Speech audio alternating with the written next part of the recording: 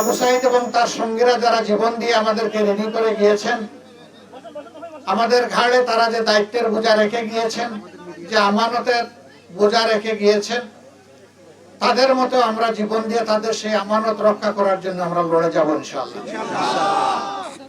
তাদের যে আকাঙ্ক্ষা, যে প্রত্যাশা ছিল একটি দুর্নীতিমুক্ত, সন্ত্রাস মুক্ত, ফেসিবাদ মুক্ত, দুঃশাসন মুক্ত, আধিপত্যবাদ মুক্ত একটি মানবিক বাংলাদেশ গড়ার, যে বাংলাদেশে সকল ধর্ম বর্ণের মানুষ মিলেমিশে শান্তিতে বসবাস করবে এবং যার যার যোগ্যতা অনুযায়ী, দক্ষতা অনুযায়ী জাতি গঠনে, উন্নয়নে অবদান রাখবে, এখানে কোনো ধরনের বৈষম্য হবে না, এর জন্য তারা রাস্তায় নেমে স্লোগান দিয়েছিল, উই ওয়ান্ট জাস্টিস।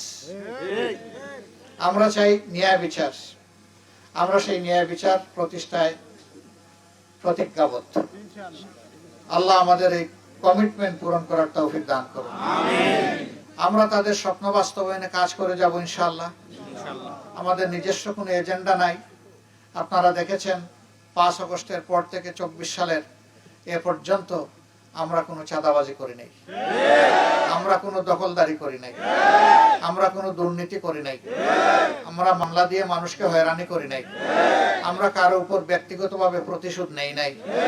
বরঞ্চ আমরা চেয়েছি একটি শান্তির বাংলাদেশ গঠন করার জন্য জাতিকে ঐক্যবদ্ধ করতে। আমরা আমাদের জাতিকে বিভক্ত করতে দেব না।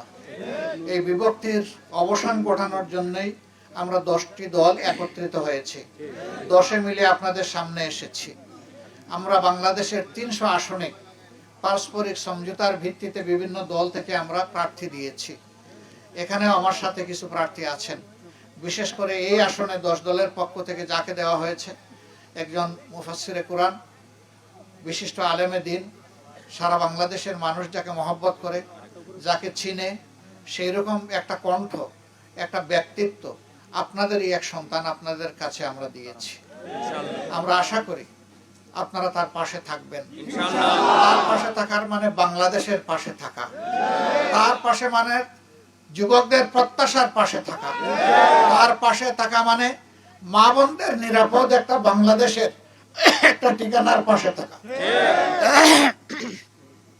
আমরা কথা দিচ্ছি, জীবন যাবে, অন্যায়ের কাছে মাথা নত করে। যেভাবে আবু সাইদরা বুক পেতে দিয়েছিল, দেশের জন্য ওইভাবে বুক পেতে দিতে রাজি আছি, কিন্তু দেশের 1 ইঞ্চি জমির সম্মান কারো কাছে বন্ধক রাখবো না। আল্লাহ যেন এই তৌফিক দান করেন।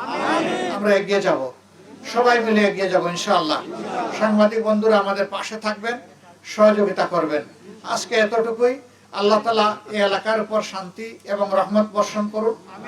আবু সাইদের উসিলায় এই এলাকাকে আল্লাহ তাআলা সম্মানিত করুন। আল্লাহ আমাদের দেশকে সম্মানিত করুন। আসসালামু আলাইকুম ওয়া রাহমাতুল্লাহ।